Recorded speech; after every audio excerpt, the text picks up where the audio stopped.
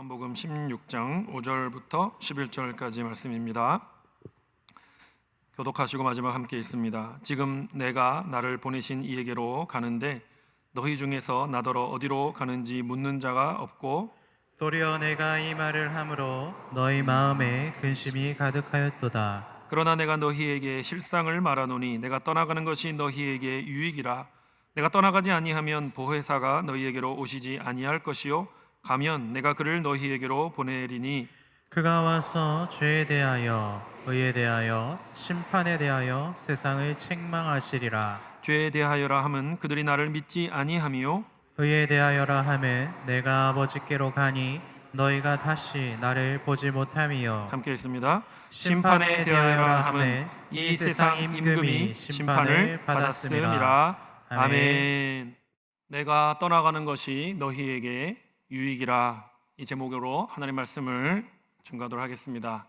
요한복음 14장에서 16장까지의 말씀을 흔히 예수님의 고별 설교다 그렇게 부릅니다. 제자들은 예수님의 이 고별 설교를 들었습니다. 그런데 그 설교를 듣고 난 제자들의 마음이 기쁨과 평안보다는 근심과 두려움에 쌓이게 되었습니다.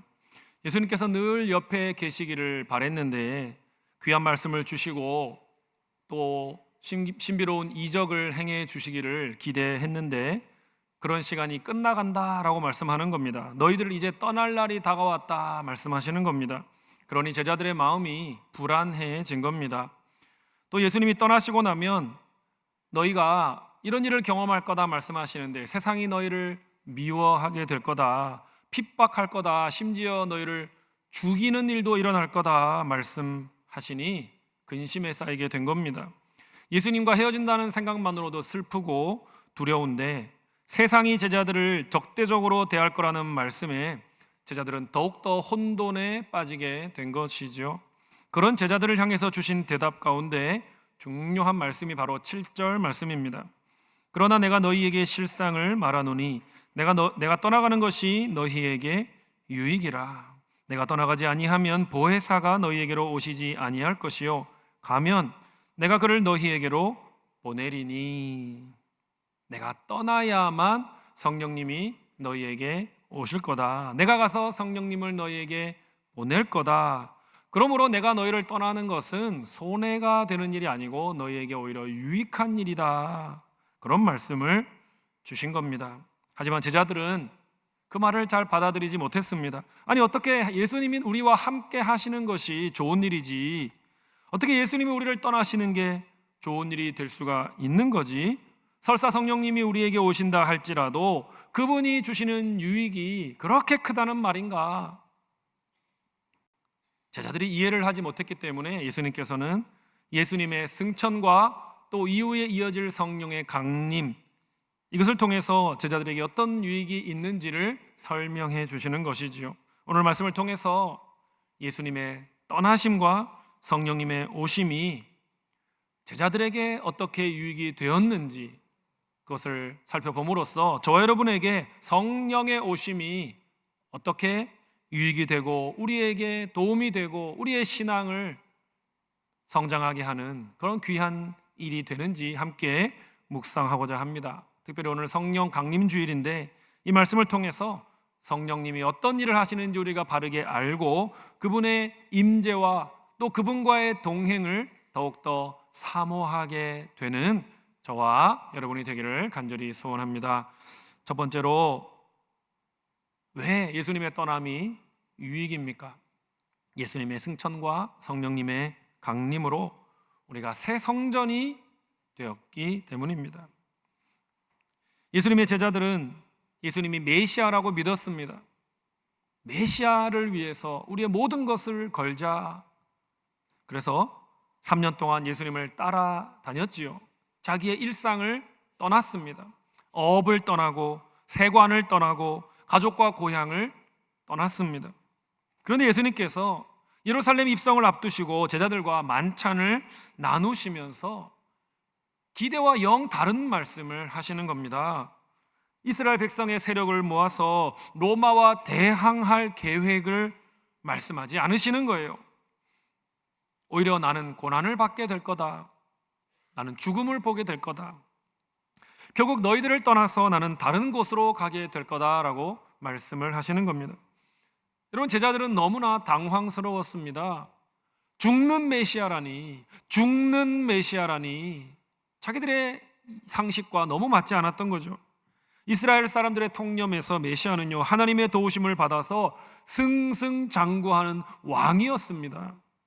그런데 죽는 메시아라니 제자들은 도무지 이해할 수가 없었던 거죠. 예수님 말씀이 배신처럼 느껴졌습니다. 그때 예수님께서는 성령님에 대해 말씀을 하십니다. 5절과 6절입니다. 다 같이 읽읍시다. 지금 내가 나를 보내신 이에게로 가는데 너희 중에서 나더러 어디로 가는지 묻는 자가 없고 도리어 내가 이 말을 함으로 너희 마음에 근심이 가득하였도다. 제자들을 떠나 예수님이 가신다고 하는 곳이 어디냐면 바로 예수님을 보내신 분의 나라인 거죠. 하나님 아버지의 나라인 거죠. 제자들은 예수님이 떠나신다는 그 말씀 자체에 충격을 받았습니다. 근심이 가득했습니다. 그래서 하나님 나라에 대해서는 생각할 여유를 못 갖고 있습니다. 그러자 예수님께서는 이제 당신의 떠나심을 성령의 오심과 연결지어서 자세히 풀어주고 계십니다. 7절 말씀 같이 읽습니다. 그러나 내가 너희에게 실상을 말하노니 내가 떠나가는 것이 너희에게 유익이라. 내가 떠나가지 아니하며 보혜사가 너희에게로 오시지 아니할 것이요 가면 내가 그를 너희에게로 보내리니. 여러분, 이 말씀의 의미를 우리가 하나님 수준으로 알 수는 없습니다. 하나님의 섭리를 우리가 다 알 수는 없습니다만, 그러나 이 말씀에 분명한 심플한 뜻이 있습니다. 예수님이 성육신 하셔서 행하신 사역에 대해서는 하나님이 제한을 두신 겁니다. 하나님의 영원하신 아들이 육신을 입었습니다. 이 땅에 오셔서 사역을 하셨습니다. 여러분, 무한하신 분이 유한한 육신 안에 거하셨습니다. 여러분, 사실 이 개념 자체가 상호 충돌이 있을 수밖에 없는 거죠. 영원과 유한이 한 곳에 공존한다, 이 말은요 논리적으로 참 이해하기 어려운 말입니다. 하지만 예수님은요 성육신을 통해서 공간과 시간의 제한을 받으신 겁니다. 받기로 하신 겁니다. 예수님이 육신으로 만약에 갈릴리에서 가르치셨다면 예루살렘에 있는 사람은 예수님을 뵐 수가 없었던 것이지요.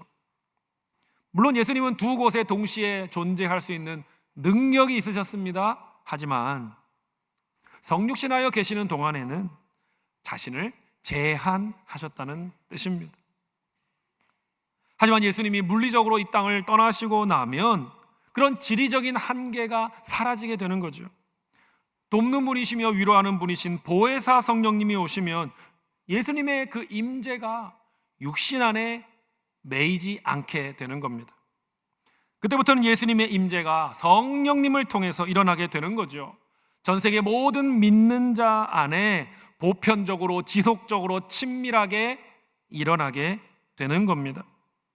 성령님이 이전과는 비교할 수 없을 정도로 풍성하고 강력하게 신자들의 곁에서 신자들 안에서 일하시게 되는 겁니다. 이것이 바로 성령의 오심입니다. 16절 말씀, 요한복음 14장 16절 말씀 보니까요 이미 성령님에 대해서 많이 가르쳐 주셨습니다. 내가 아버지께 구하겠으니 그가 또 다른 보혜사를 너희에게 주사 영원토록 너희와 함께 있게 하리니. 또 다른 보혜사이신 성령님을 우리에게 보내주시면 그분은 잠깐 우리에게 계시는 게 아니라 어떻게 해요? 영원히 우리와 함께 하신다. 또 요한복음 14장 17절 하반절 보면요 너희는 그를 아나니 그는 너희와 함께 거하시며 또 너희 속에 계심이니라. 성령님은요 우리 옆에 계실 뿐만 아니라 아예 이제 우리 안에 들어오셔서 사신다는 거예요. 그래서 우리의 생각과 감정과 판단을 바르게 인도해 주시는 겁니다. 그리고 14장 26절에도요 보혜사 곧 아버지께서 내 이름으로 보내실 성령, 그가 너희에게 모든 것을 가르치고 내가 너희에게 말한 모든 것을 생각나게 하리라. 성령이 무슨 일을 하십니까? 우리 안에서 하나님 말씀을 생각나게 해주시는 겁니다. 그래서 우리의 발걸음이 하나님의 뜻에 일치가 되도록 도와주실 거다, 그런 약속을 주시는 것입니다. 그런데 여러분, 성령님이 우리 안에 거하신다라는 이 개념은요, 사실 성경 전체를 관통하는 하나의 주제와 연결이 됩니다. 바로 하나님의 임재라고 하는 성경의 중요한 주제입니다.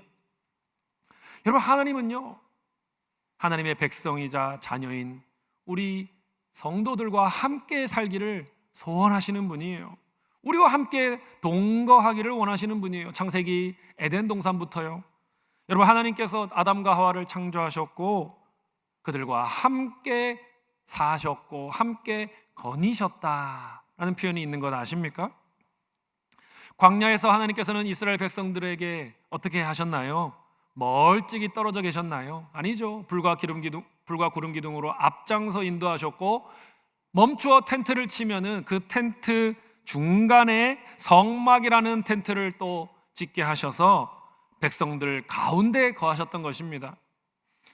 나중에는 돌로 만든 예루살렘 성전 안에 거하셨지요. 이스라엘 백성 가운데 거하셨던 겁니다. 여러분, 신약 성경으로 넘어오면은요, 어떻게 됩니까? 말씀이신 그리스도께서 성육신을 통해 우리 사람들 가운데 장막을 치신 것이죠. 우리 평범한 사람들 가운데 예수님이 임재하셔서 우리와 함께 사셨던 겁니다. 그리고 장차 요한계시록을 보면 어떤 일이 일어나게 됩니까? 새하늘과 새 땅이 이루어지게 되고 새 예루살렘이 이 땅에 내려와 하나님의 장막이 사람들과 함께 있게 될 것이다. 하나님 나라가 완성되면요, 하나님의 그 임재가 모든 하나님의 백성들과 친밀하게 온전하게 성취가 되는 날이 오는 겁니다. 여러분, 이 하나님의 임재라는 주제가 요한복음 16장에서 발전되고 강조되고 있습니다. 예수님이 이 땅에 계실 때에는요, 이스라엘 이 땅 안에서만 거하셨습니다. 그런데 예수님이 승천하시고 성령님이 보내어지면 어떤 일이 일어나는 겁니까? 예수님이 성령님을 통해서 전 세계 곳곳의 그리스도인들 안에 거하시게 되는 겁니다. 그러므로 예수님의 떠나심은 아쉬운 일이 아니라는 거예요. 두려운 일이 아니라는 거예요. 오히려 성령님이 사람들 마음에 강림하셔서 사람들의 마음을 새 성전으로 삼으시는 축복된 전환점이 되는 것이죠. 여러분, 요엘 선지자가 어떤 예언을 했는지 아시지요?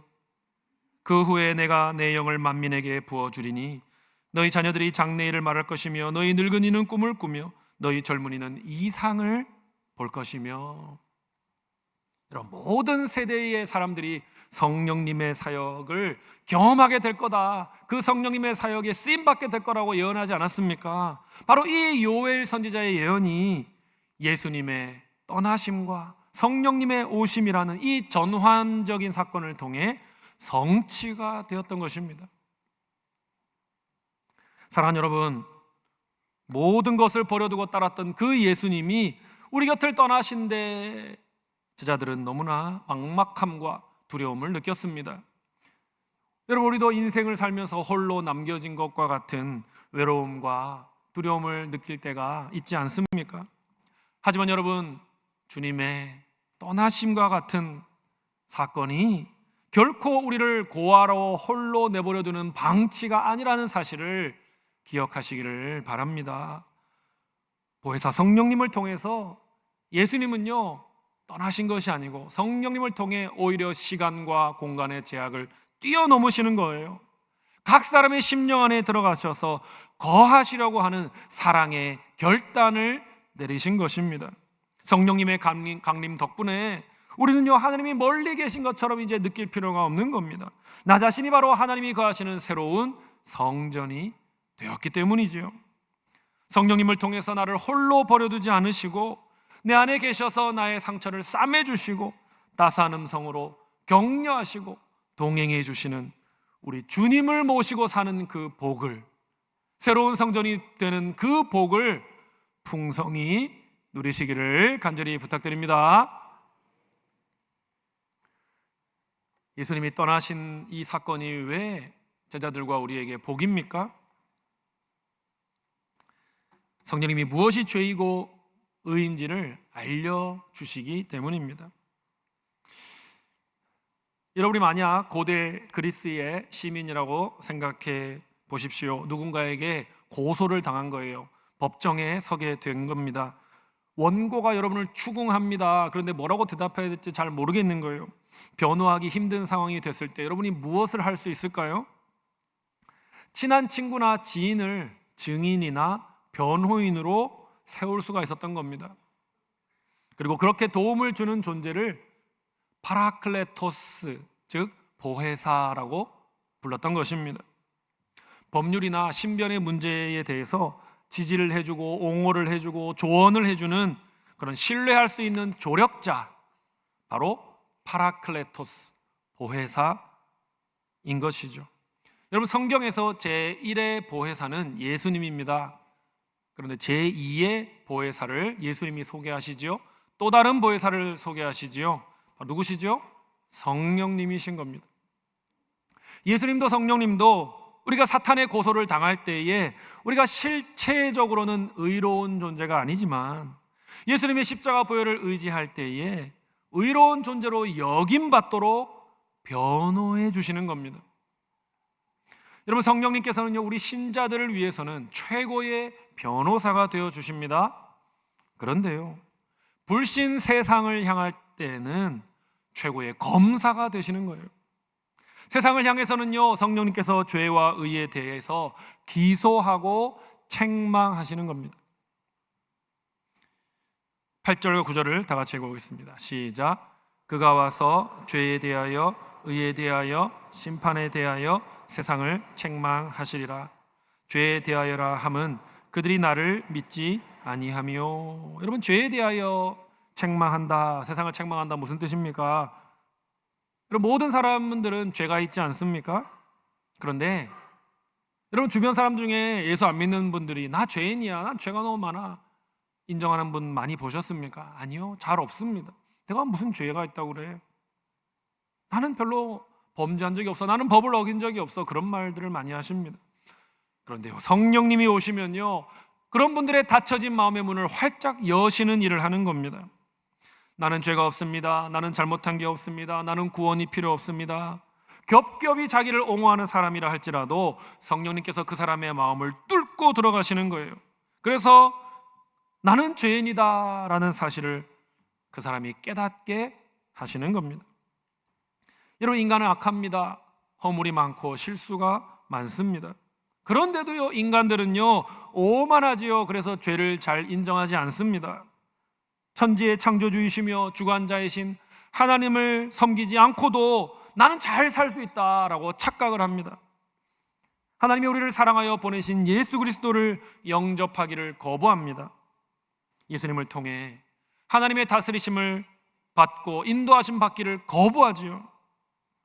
성령님은요, 그렇게 철옹성과 같이 무장된 사람의 그 내면을 강력한 드릴과 같이 뚫고 들어가시는 거죠. 그래서 자기의 그 더러운 실체를 보게 하시는 겁니다. 자기의 죄를 보게 하시고 슬퍼하게 하시고 결국은 회개하게 만드시는 겁니다. 그게 성령님이 하시는 일인 거죠. 자, 그러면 의에 대해서 세상을 책망하신다는 것은 무슨 뜻일까요? 성령님은요, 사람 안에 구원받을 만한 의가 없다는 것을 가르쳐 주십니다.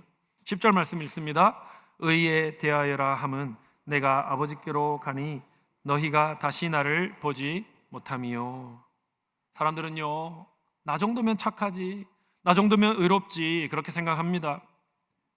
여러분, 어떤 사람을 전도하려고 하면요, 주변의 비신자가 그 사람에 대해 이렇게 말하는 걸 우리가 가끔 듣습니다. 아이고, 그분은 전도하지 마세요. 그분은요 되게 착해요. 법 없이도 살 수 있는 사람입니다. 무슨 뜻입니까? 너무나 착한 사람인데, 너무나 이타적인 사람인데 그런 사람에게 무슨 구원이 필요하냐라는 뜻인 거죠. 예수 믿는 당신보다 나아요, 그렇게 말합니다. 그러나 그들은 종교를 뭐라고 생각합니까? 착해지는 것, 좋은 일 하는 것, 그 정도의 생각에 머물러 있는 겁니다. 하지만 성령님이 오시면요, 그러한 생각들을 깨부수시는 거죠. 허무시는 겁니다. 인간 안에 있는 것은 인간을 선하게 만들지 못한다. 인간을 구원하지 못한다. 인간의 선한 의지와 선한 행위가 인간을 결코 구원할 수 없다. 인간의 의라는 것은 썩어 부패한 음식과 같아서 아무리 맛있는 드레싱을 그 위에 붓는다 할지라도 도무지 먹을 수 없는 음식이다. 성령은 그 사실을 알려주시는 겁니다. 여러분, 그러면 진짜 의는 무엇입니까? 인간의 모든 죄를 지시고 십자가에 죽으셨다가 부활하셔서 우리의 구원의 길을 완성하시고 지금은 하나님 보좌 우편에 앉으신 그 분을 영접하는 것, 의지하는 것, 그게 의입니다. 예수님을 믿음으로써 그분의 의를 옷 입어서 하나님 앞에 의인으로 인정받는 것, 그게 의인 것입니다. 여러분, 인간의 의는 다 모두 가짜입니다. 진짜 의는요, 오직 예수 그리스도의 의만 진짜 의입니다. 그것만이 사람을 구원할 수 있는 의입니다. 이 놀라운 사실을 성령님이 깨닫게 해 주시는 것입니다. 16세기에 독일의 천주교 수도사였던 마틴 루터라는 사람이 있었지요. 그는 인간의 노력으로 하나님의 그 의에 도달하기 위해서 수도원에서 온갖 고행을 다 해보았습니다. 죄를 뉘우치려고 잠을 자지 않고 밤을 새워 기도하기도 했습니다. 한겨울에 딱딱한 나무 의자에서 담요 없이 잠을 자기도 했습니다. 육체의 욕망을 억누르려고 수일 동안 금식을 하기도 했습니다. 육체의 정욕을 십자가에 못 박으라는 말씀을 보고 피가 나도록 등에 채찍질을 하기도 했습니다. 로마를 방문했을 때에는요, 거룩한 계단이라고 하는 그 곳을 무릎으로 기어 올라가기도 했습니다. 하지만 그런 고행들은요, 그의 마음을 전혀 깨끗하게 만들지 못했습니다. 어떻게 그의 마음이 깨끗해졌습니까? 성령님께서 그의 마음에 빛을 비춰 주셔서 말씀을 깨달았을 때에 그는 진정한 의를 얻게 된 거죠. 로마서 1장 17절 말씀이죠. 오직 의인은 믿음으로 말미암아 살리라. 성령님은요, 네가 스스로 구원 얻으려고 하는 노력은 불신앙이다, 죄다라는 것을 깨닫게 해주시는 겁니다. 그리고 믿음으로 말미암아 자기의 밖에서 온 의, 그리스도로부터 온 의를 받아들일 때에만 비로소 구원의 문으로 들어가게 된다. 이것을 말씀해 주시는 거죠. 루터는 성령을 통해 그것을 깨닫게 되었던 것입니다. 사랑하는 여러분, 성령님은요, 굳게 닫힌 우리의 마음에 들어오셔서 내가 스스로는 결코 구원에 이를 수 없다는 사실을 인정하게 하십니다. 스스로 착하다고 믿는 내 안에 가짜 의를 폭로하시는 거죠. 헛된 종교적인 노력을 내려놓고 오직 믿음으로써 구원의 문을 발견한 루터와 같이 우리도 내 영혼의 실체를 보여주시는 성령님 앞에 항복하실 수 있기를 바랍니다. 내 스스로 어려워지려고 하는 모든 교만과 고집을 여러분 십자가 앞에 내려놓으십시오. 그리고 나를 위해 죽으시고 부활하신 예수님의 그 참된 의를 나의 유일한 구원의 근거로 삼으시고 하나님 앞에 서게 하는 그 옷으로 입을 때에 주님께서 인정하시는 진정한 의를 정말 발견하게 되고 얻게 되는 저와 여러분 될 수 있기를 간절히 바랍니다. 세 번째로, 예수님이 떠나신다는 것은 왜 어떻게 유익이 될 수가 있습니까? 여러분, 성령님이 오셔서 원수의 패배를 선포하심으로 우리에게 평안을 주시기 때문입니다. 그리스 로마 문화와 유대 문화 속에 사는 사람들이요, 고대 그 1세기 사람들이요, 우리가 좀 달랐습니다. 1세기 사람들은 영적인 존재의 힘을 우리보다 훨씬 더 많이 믿는 사람들이었습니다. 특히 사람의 그 인생을 방해하는 악한 영들이 있다, 그렇게 생각을 했습니다. 피할 수 없는 운명이 또한 나를 사로잡고 있다, 그런 운명론이 아주 강한 시대였습니다. 그래서 평범한 사람들은요, 신들의 잔인한 그 체스 게임 가운데 나는 졸에 불과하다, 그런 인식들이 있었지요. 악령과 저주 때문에 두려움 가운데, 공포 가운데 사는 사람들이 많았던 겁니다. 하지만 예수님께서는 뭐라고 말씀하십니까? 11절 말씀 같이 읽읍시다. 시작. 심판에 대하여라 함은 이 세상 임금이 심판을 받았음이라. 성령님이 오셔서 무엇을 선포하신다고 하십니까? 사람들을 괴롭히고 두려움에 빠지게 하는 이 세상의 임금, 즉 원수 사탄 마귀가 영원히 패배했다라는 사실을 선언하실 거다. 그게 성령님이 하시는 일인 거죠. 여러분, 세상은요, 자기들이 예수님을 심판했다고 생각을 했습니다. 예수님을 십자가에 달아 죽임으로써 예수님의 사역을 끝장냈다라고 생각을 했습니다. 특별히 구약 성경의 말씀을 오해했기 때문에 예수님이 십자가에 달려 죽은 것은 하나님의 심판을 받은 것이다라고 생각을 했습니다. 신명기 21장 23절에 보면요, 나무에 달린 자는 하나님께 저주를 받았음이라. 이 말 맞죠? 예수님은 십자가에 저주를 받아 죽은 거는 맞습니다. 그러나 자기 죄 때문에 십자가에서 저주받으신 게 아니라는 거죠. 사람들의 죄 때문에 대신 저주를 받으신 거죠. 여러분, 성령님은요, 사람들의 잘못된 생각을 뒤집어 엎으시는 겁니다. 십자가가 패배의 상징이 아니라 역전승의 상징임을 깨닫게 하시는 겁니다. 십자가에서 예수님이 죽으셨지만 결국 예수님은 부활하지 않으셨습니까? 사탄이 멸망당하지 않았습니까? 십자가는요, 권력과 탐욕과 폭력으로 이루어진 그 세상이 하나님의 심판을 면할 수 없다는 선포입니다.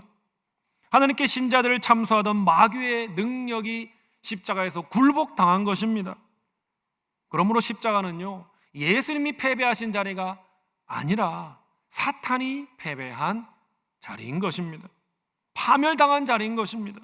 따라서 이 세상 임금이 심판을 받았음이라는 표현은요, 저와 여러분에게 해방을 선포하는 말씀인 줄을 믿으시기를 바랍니다. 우리는요, 1세기의 고대인들과 같이 악령과 신들과 저주 때문에 두려움에 떨 필요가 없는 겁니다. 예수님과 성령님께서 어둡고 악하고 더러운 권세를 우주의 법정에서 파멸 선고를 내리신 겁니다. 너희는 끝장났다. 사탄과 악한 영들은요, 하나님과 경쟁하는 신들이 아닙니다. 잡신들이에요. 오히려 그들은 과거에 하나님께 반역을 했던 영들인데요, 지금은 하나님의 권세 아래 결박을 당하고 있습니다. 그리고 최후의 심판과 멸망을 기다리는 패배자들인 거죠. 그게 악한 영들의 실체입니다. 여러분, 창세기 3장 15절 말씀 기억하십니까? 여자의 후손은 내 머리를 상하게 할 것이요 너는 그의 발꿈치를 상하게 할 것이니라. 여러분, 이 예언이 언제 성취가 되었습니까? 사탄의 궁극적인 멸망이 언제 성취가 된 것입니까? 바로 예수 그리스도의 십자가 부활의 그 역사를 통해 성취가 된 것입니다. 그리고 완전한 성취는 주님이 다시 오시는 날에 그 사탄의 완전한 파멸이 이루어지게 되는 것이죠. 우리는 악한 영들을 더 이상 두려워할 필요가 없는 거죠. 그리스도께서 십자가를 통해 부활을 통해 우리에게 승리를 주셨기 때문입니다. 여러분, 2차 세계대전에서 D-Day와 V-Day에 대해서 들어보셨지요? 아이젠하워 장군이 프랑스 북쪽 노르망디 상륙 작전에 성공을 했습니다. 미국, 영국, 프랑스 연합군이 독일군에 대해서 승리할 것이 확정되었습니다. 작전명이 D-Day였어요. Decision Day, 결정의 날. 연합군이 상륙에 성공함으로써 독일군의 전력이 동서로 분산이 된 겁니다. 서유럽 국가가 나치에 점령해서 해방이 된 겁니다. 독일군을 완전히 축출할 수 있는 발판이 마련이 된 겁니다. 그렇지만요, 여러분, 아직 완전한 승리의 날은 오지 않았지요. V-Day, 빅토리 데이가 아직 오지 않은 겁니다. 그날까지 싸움이 남아있기는 합니다. 하지만 연합군은요, 결정적인 전환점의 날 D-Day를 통해 V-Day가 올 것을 확신할 수 있었던 겁니다. 확신을 가지고 독일군과 싸울 수 있었던 겁니다. 바로 예수님의 십자가가 D-Day와 같은 것이죠. 십자가 공로로 인해서 예수님과 우리는요, 사탄에 대한 승리를 확신할 수 있게 된 겁니다. 하지만 예수님의 재림 때까지, 최후 심판이 임할 때까지, V-Day의 날까지 우리는 싸움을 싸워야 하는 겁니다. 우리 신자의 싸움은요, 공포와 두려움 속에 싸우는 게 아닌 거지요.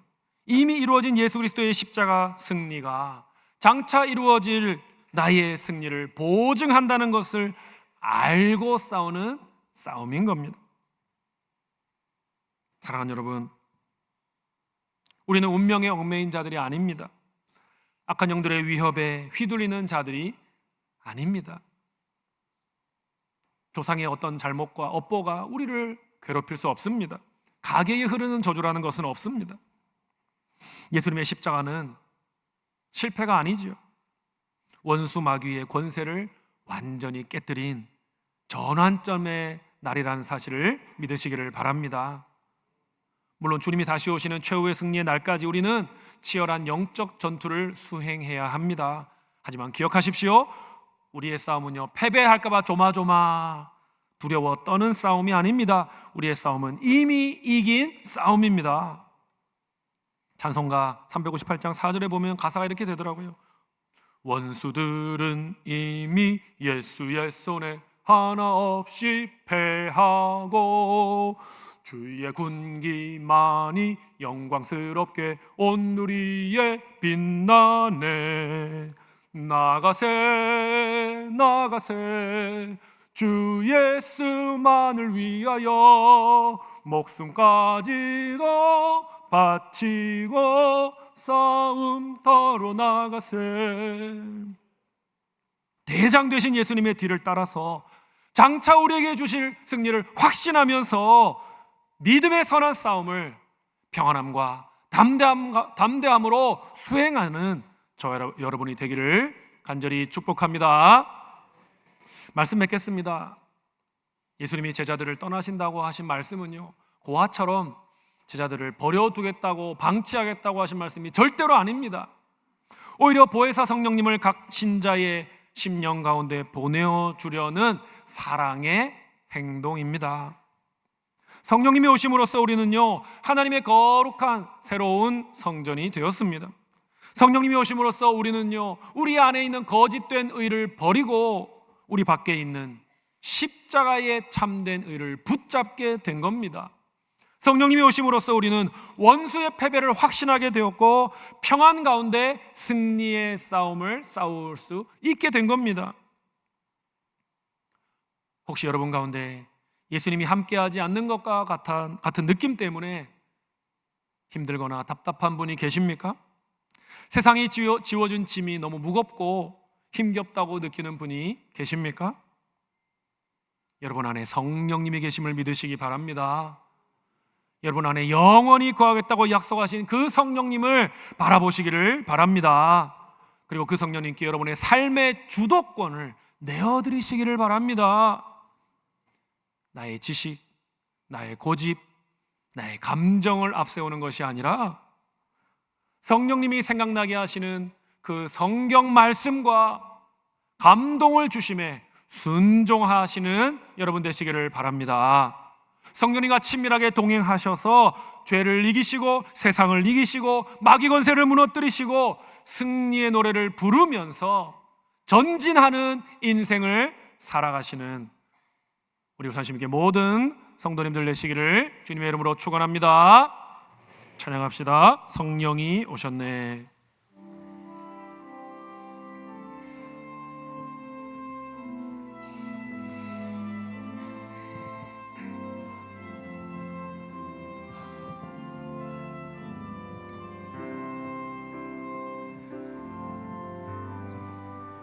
어느 시절 지날 때 깊은 한숨 내쉴 때 그런 풍경 보시며 탄식하는 분이 있네. 고와 같이 너희를 버려두지 않으리. 내가 너희와 영원히 함께하리라. 억눌린 자 갇힌 자, 억눌린 자 갇힌 자, 자유함이 없는 자, 피난처가 되시네. 성령님 계시네. 주의 영이 계신 곳에 잠자유가 있다네. 진리의 영이신 성령이 오셨네. 성령이 오셨네. 성령이 오셨네. 성령이 오셨네. 내 주에 보내신 성령이 오셨네. 우리 인생 가운데 신이 찾아오셔서 그 나라 꿈꾸게 하시네. 성령이 오셨네. 성령이 오셨네. 성령이 오셨네. 내 주에 보내신 성령이 오셨네.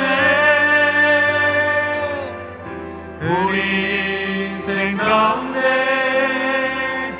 신이 찾아오셔서 그 나라 꿈꾸게 하시네.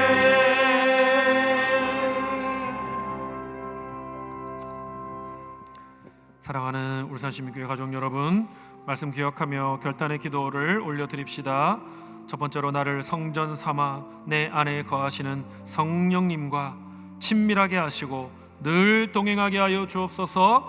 두 번째로 스스로 구원받고자 하는 내 안에 가짜 의를 완전히 버리게 하여 주시고 예수 그리스도께서 주시는 십자가의 의만을 붙잡게 하여 주시옵소서. 세 번째로 원수마귀를 굴복시키신 그 십자가의 승리를 확신하면서 평안함과 담대함으로 맡겨주신 영적인 전투를 잘 감당하게 하여 주시옵소서라고 우리 다 같이 함께 말씀 기억하며 순종과 결단을 주님 앞에 고백하며 기도합니다.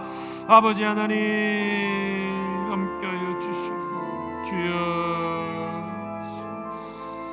주님, 내 안에 성전 삼아 내 안에 거하시는 성령님을 늘 기억할 수 있도록 도와주시고 그 성령님의 모시는 성전으로서 아버지 아름답게 귀하게 복되게 그 아버지 정말 많은 사람들 앞에 우리 주님의 아름다우심을 나타내는 그런 의미 있는 삶을 살아갈 수 있도록 도와주시옵소서.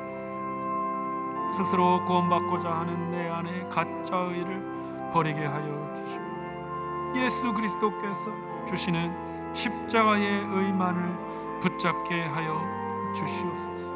원수마귀를 굴복시키신 십자가의 승리를 확신하게 하여 주시고 평안과 담대함으로 영적인 전투를 수행해낼 수 있도록 날마다 우리를 새롭게 하시고 힘과 능력을 더하여 주시옵소서. 악한 영들과 악한 세력에게 휘둘리지 않게 하여 주시고 담대하게 주님 바라보며 전진해 나가는 승전가를 부르는 우리의 삶이 되게 하여 주시옵소서. 주님,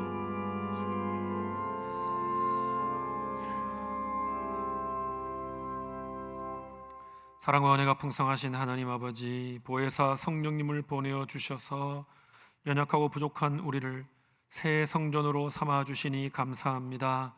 홀로 남겨진 것 같은 막막함과 답답함을 느끼는 순간이 있더라도 언제나 우리 안에 계시는 성령님의 위로와 인도하심을 경험하게 도와주시옵소서.